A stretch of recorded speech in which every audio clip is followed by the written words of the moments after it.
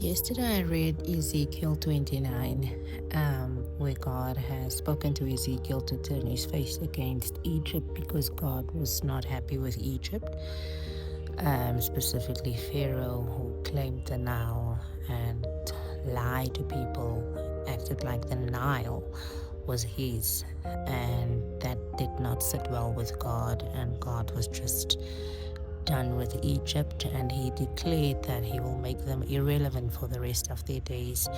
And it made me think about my, encounters with Egyptian people during my time in the Middle East. And when I was encountering the Egyptian people that time, I was really and truly amazed by the level of arrogance. You would think it's confidence, but it's a deep-seated arrogance that they have, of which I don't even know where that comes from. Being a South African, I always thought that the people who are the most, in my recent years, I've learned that we do have certain cultures in South Africa who have a lot more pride as it relates to where they come from and their history than others. I could see that Egyptian people really and truly carry a deeply culturally conscious consciousness of, I think it's because they think of themselves as being or having once been the greatest empire on earth,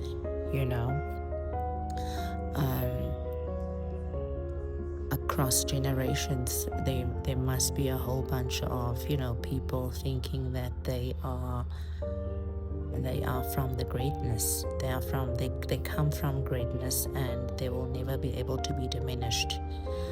But Egypt is irrelevant in 2026. I mean, we don't know who rules there, who reigns there, unless you are geographically or demographically or politically invested in a countries like Egypt. We don't know anything about what's happening there at all. They on the global scale, they're not as relevant as the Dubai and the Qatar and all those countries. The arrogance, I would believe, comes from people who kind of remember their greatness, but I don't think they have that greatness anymore. God in Ezekiel said that he is going to diminish the importance of the Egyptians, and I think that is really and truly what we can see today. What I have noticed in the few Egyptians that I've encountered is kind of a tinkling of that insufferable pride, because they're carrying like 4,000 years of empire in their chest. I've noticed that about the Egyptian people.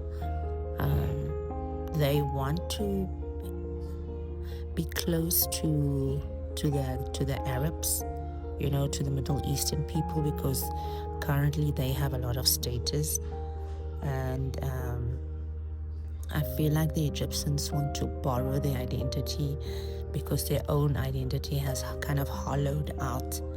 They want to perform a type of identity that's not really theirs, just to gain acceptance from Arabic, the original Arabs that live in the Middle East, people who actually still look down on them.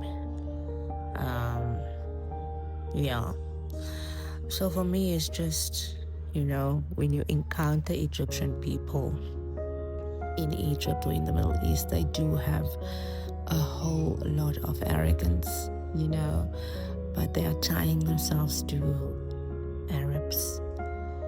And I don't know, I want to visit Egypt. I want to experience Egypt. I find the people very peculiar and interesting. So, why did God decide that he was done with Egypt? That's what I was wondering about as I was reading Ezekiel. Why did God decide that he was done with Egypt? I think God decided that he was done with Egypt because of the Nile. So King Pharaoh at that time was telling people that the Nile was his, you know, and at that time the Nile was everything, because that area is a desert. So the Nile was literally life, you know. The Nile flooded on a predictable annual cycle, and it deposited rich black salt across the floodplain that made Egypt the most agriculturally productive land in the ancient world.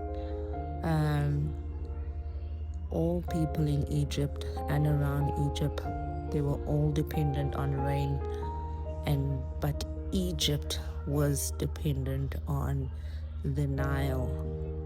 And the Nile at that time never really failed them. The Nile never failed them for thousands of years.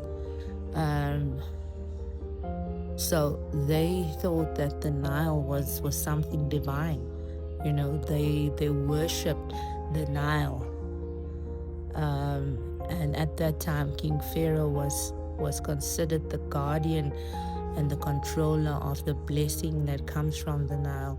So when Pharaoh told the people, the river is mine, and I made the river for myself.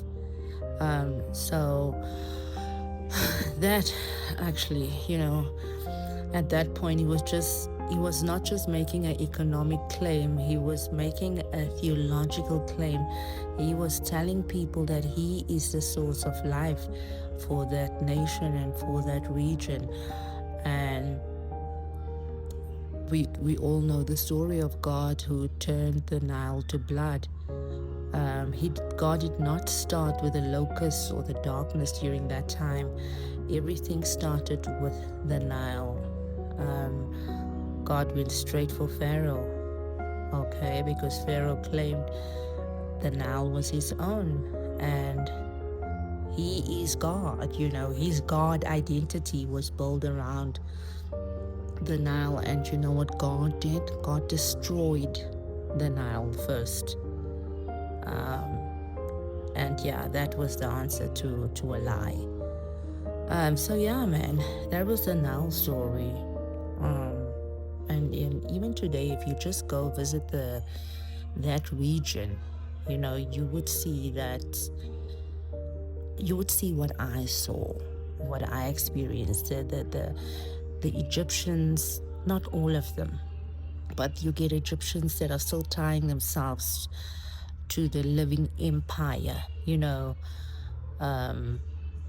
But their empire is dead. They don't have an empire anymore.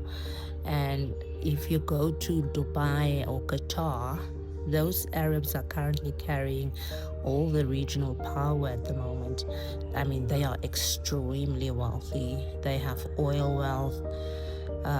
The Islams are dominating the culture across the Middle East, even across North Africa. And you know that Egypt is somewhere up in Africa, and even though they are on the continent of Africa, they are culturally pulled towards the Arab world. So Arab identity is currently what they want to claim for themselves. You know. And you know what's sad? The Arabs they are trying to impress don't even accept them as equals. If you go to the Middle East and you look at the original Arabs, the people from the Middle East, and how they are with the Egyptians. I mean, those people believe in ranks, and definitely they don't really they don't think of Egyptians as their equals. I've seen it personally, I've seen it firsthand. They don't see Egyptians as their equals. And when an Egyptian is trying to act like an Arab, it's kind of something that people would gossip about. Yeah. So, I feel like everything that God has spoken in the Bible, today we still see the truth of it. In Ezekiel 29, you can read that God said, "You will be a lowly kingdom that shall never again exalt itself." And yet they're still trying to exalt themselves, but they are borrowing identities. They're borrowing robes, Yeah, so that also led me to ask, who is God in this instance? Like, what does this tell me about God? Because, through the story, you can learn about the personality of God. Does God get angry when people lie about other people? When people lie about their own importance, does that make God angry? When people lie about what really belongs to them, when He knows it does not belong to them? Yes, I think yes, deeply and consistently, and He will forever not like that. So God does not like it when people are bearing false witness, false witness against someone. I think it's one of the 10 commandments, bearing false testimony against someone, one of the 10 commandments.